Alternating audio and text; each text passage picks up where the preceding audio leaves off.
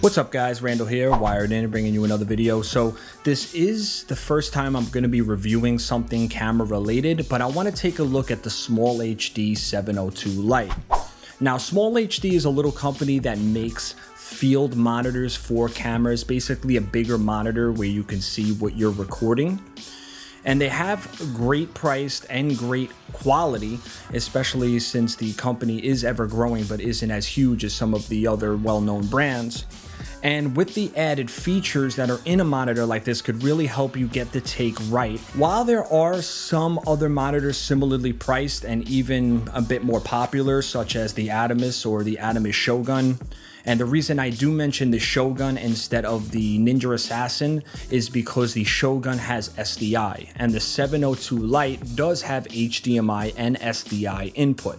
I need SDI because I have the Blackmagic Cinema camera, and if I am to use it with my Sony a6300, which I should be doing a review on soon, I have the capability of using it with both cameras.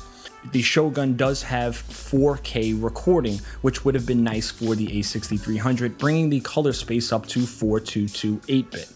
The only issue with that is, unlike the Sony a7S II or that line of cameras, if I use an external recorder, I can only get to 422 color space at 8-bit with the 6300. I cannot get to 422 10-bit.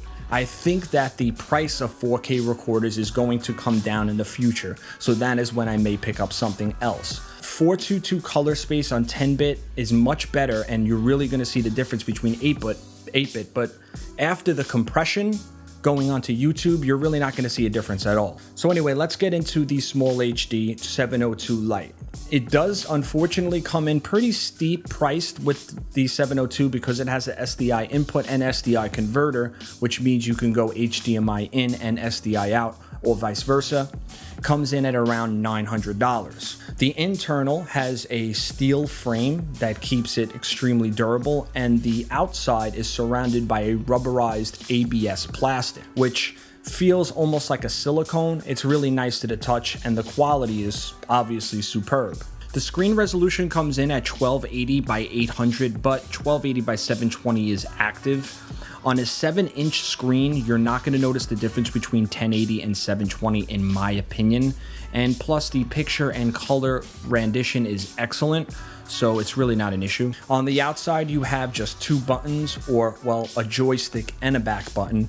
And I like the joystick a lot more than a touch screen because besides obviously not getting the screen all scuffed up, the joystick just feels a lot better to operate. Some of the features in this monitor is what really stands out. Besides being able to create separate individualized panes, each one of these windows you can add several tools to just the window or globally. These are not limited to, but do include LUT support, which is a big reason why I decided to get an external monitor. Besides LUTs, you have other great features such as your histogram.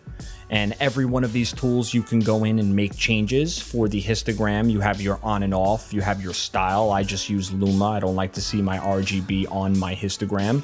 You can change it to full screen. You could change the opacity, the height, and obviously the location of every single tool pretty much. You also have your waveform, which gives you several options as well. And the reason I love the Zebra for this tool set is because you could set the minimum IRE and the maximum IRE, change the color. You have your vector scope, you have your exposure assist, which will give you your false color. However, there aren't too many options for that, which was a little discouraging. You have audio meters, your image overlay, which basically allows you to take a picture using the top right button, set the opacity and compare it to another image or video that you're recording. You have audio meters. You also have the focus assist, and besides being able to change the color, you can change the sensitivity. I like it at sensitivity 5, and you can also black and white the background. Obviously, within this monitor, you can zoom into what you're focusing on, so when you toggle off that focus assist, you could still make sure you're nailing the focus by using your naked eye. You also have your frame options where you could set your aspect, your safe, crosshair, and crosshatch. I love to use my grids to make sure my shots are centered, especially if you're using a lot of tools tools, and there's a lot of metadata on the face of the display. Onto the back of the device, you have your mount for batteries, and it does take either generic Canon batteries or the, pretty common Sony generic battery as well. I like to go with Wasabi. I think the performance to the price is excellent, and those are the Canon batteries that I'm using at this moment. So besides the excellent tool selection and besides the price being pretty steep, there are some cons besides the price that I want to discuss. First, I did notice some slight backlight bleed on the bottom left corner of the screen, which isn't too much of an issue because I don't really notice it while I'm recording. However, there is a very low, high-pitched frequency sound that I get from the monitor, and I can't really pinpoint what it is. If I had to guess, I would say it's coil whine. But I contacted SmallHD about it and even sent them a recording, and they said they've never heard something like that, so I did return the monitor and received a new one. However, when I received the new one, I still heard the noise. It's not something that really makes or break the purchase, but you would think things would be perfect in something so expensive. However, it doesn't seem to get picked up by the mic, but I'm not holding my breath. You never know. And when something's this expensive, that might be a breaker for some people, especially if they have their mics attached to the camera and attached to the monitor where it may get picked up by the microphone. Other than that, powering the unit on and powering it off is extremely quick as well, which I like. So if you're out in the field and you want to save battery life, it's really easy to turn it off. And of course, you get your notifications on the top of the monitor telling you your battery level.